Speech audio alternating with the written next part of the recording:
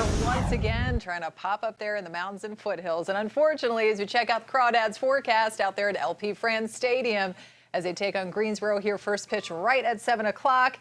And yes, the first pitch thrown by Josh there, apparently.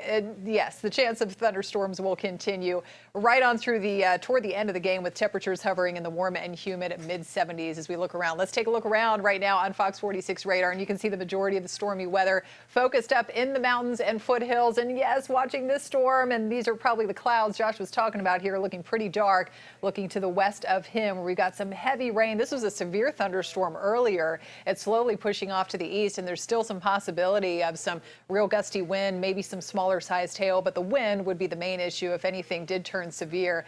But approaching Eichert and out towards Sawmills, we've got that torrential rain. Folks, heads up there in Alexander County, some of that's headed your way.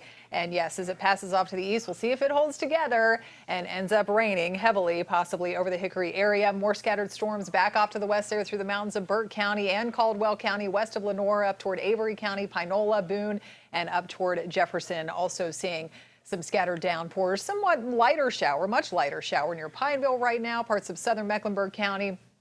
And also looking at just a few little blips of rain there, one showing up in Heath Springs or north of there and up toward Lancaster, and another stronger storm over Cheraw.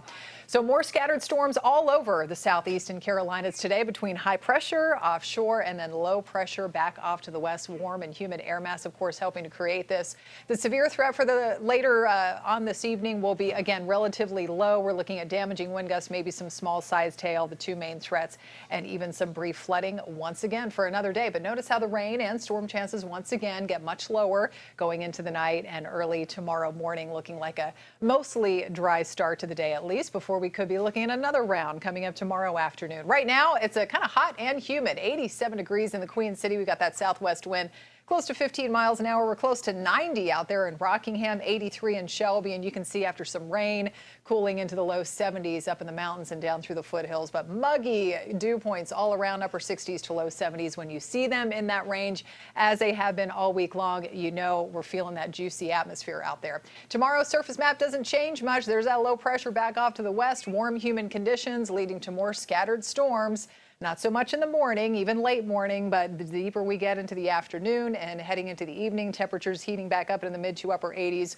We'll watch for more of those pop-up downpours out there and maybe a few isolated strong to even severe thunderstorms. Here we go, 1:15.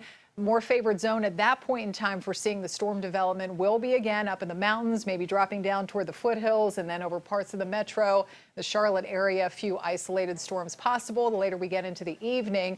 Early Friday morning, again, best chance of any rain will be in the mountains, and then we'll see more of a scattering of those storms to finish out the week, much like we've been looking at here all week on Friday. But June rain, talking about this, we're now running nicely above average in Charlotte.